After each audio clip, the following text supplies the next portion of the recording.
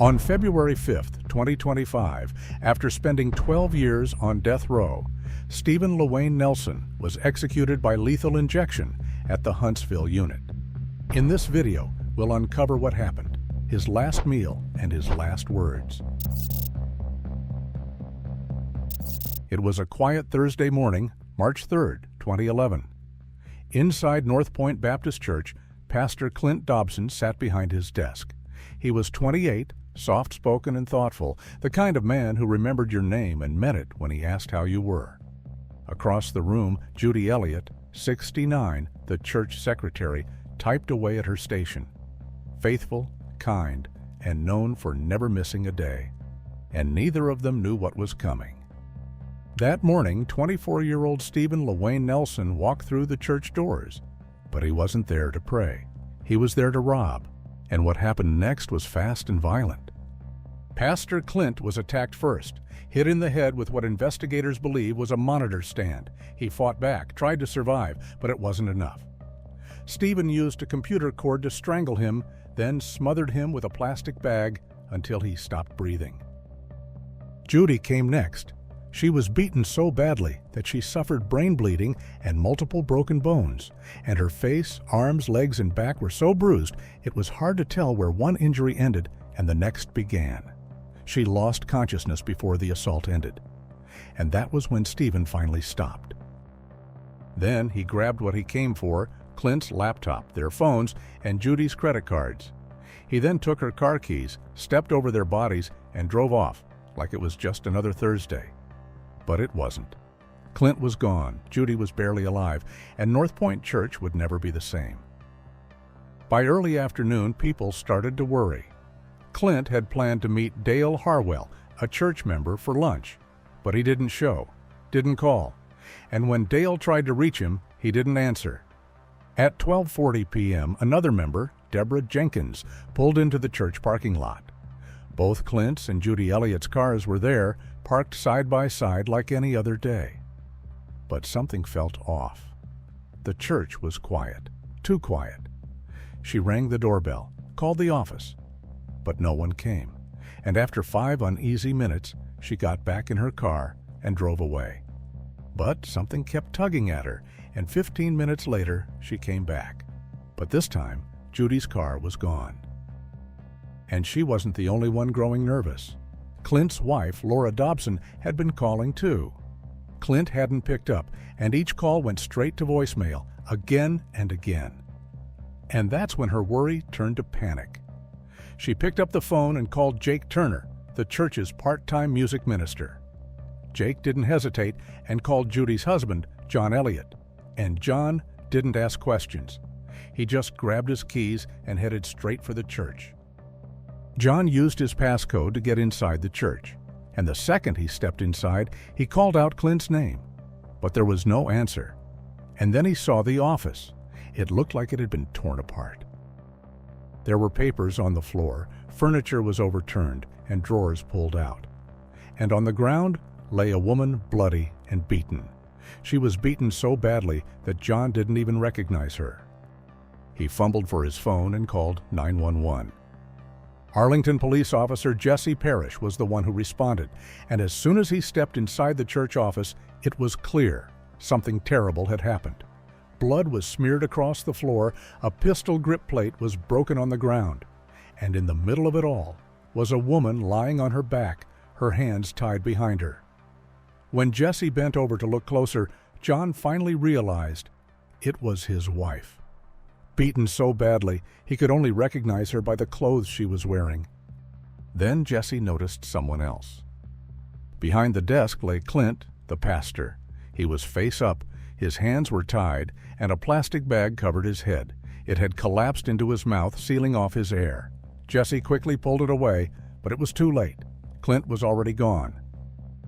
However, Judy somehow was still alive, but barely. Paramedics rushed her to the hospital, where doctors worked hard to stabilize her. They didn't think she'd make it, and neither did John. Her injuries were overwhelming, fractures to her face, skull, arms, legs, and spine. She had brain bleeding, and her body showed signs of brutal trauma. But she survived. After 2 weeks in the hospital and 5 months of physical therapy, Judy finally made it back home. Her body was held together by mesh, screws, and metal plates. But her mind, still sharp. She remembered the attack. And even better, she remembered who did it. But while the church struggled to understand what had happened, Stephen Nelson was already on the move. He dropped by his apartment, then took Judy's stolen car to a tire shop. In the parking lot, he popped the trunk and sold Clint's laptop to a stranger. By 2 p.m., Stephen was using Judy's credit card at a gas station, buying fuel, a drink, and a cigar. Then he went shopping. At the Parks Mall in Arlington, he grabbed a T-shirt with Oscar the Grouch on it, a fresh pair of Air Max shoes, and costume jewelry from Jewelry Hut and Silver Gallery. And all of it was paid for with Judy's cards. Later, he returned to the same store with friends, but the card was declined. That night, back at a friend's apartment, Stephen walked in with his haul. He wore the shirt, the shoes, the jewelry, and bragged to everyone that he had stolen it all from a pastor. Then he took some pills, smoked, and told the group what he had done. Just laid it all out like it didn't mean anything. But the next day, the weight of what he did sank in, and he sent a series of text messages to his cousin. The first said, "It might be the last time." Another said, "I did some shit the other day, cuz." And the final one hit like a confession. "I f***ed up bad, cuz. Real bad." It was the first glimpse that maybe, just maybe, he finally realized what he had done. But how did it get this far? Stephen's life didn't spiral. The signs were there from the beginning. He was born in Ada, Oklahoma on February 18, 1987, into a family home that felt more like survival than shelter. His mother vanished for days at a time, 3, 4, sometimes more, leaving the kids to care for themselves. And his father? Barely there. And when he was around, he was angry, violent, and hit both the kids and their mom, and Stephen grew up in the middle of it all. By age 3, he had already started breaking. One afternoon, he dragged his mother's mattress into the living room and tried to light it on fire. And at age 6, he started stealing. He was breaking into places and was lashing out. And even though Oklahoma's juvenile system took notice, help didn't reach him. Stephen was locked up early, sent to a high-risk youth facility, while most kids his age were still learning to read. Eventually, his family moved to Texas and settled in Tarrant County. But the trouble wasn't over. When he was 14, police arrested him again, this time for stealing a car, burglary, and trespassing. The judge sentenced him to an indeterminate stay in juvenile lockup, which was rare for a property crime, especially at his age. It was supposed to be 9 months, but he stayed for more than 3.5 years. But Stephen couldn't stay out of trouble. Every time they let him go, he broke the rules again, and every time they sent him back. It was a cycle he never seemed willing or able to escape. In 2011, Stephen was already on thin ice, on probation for assaulting his girlfriend the year before. And on the day of the attacks, he didn't show up at the check-in with his probation officer.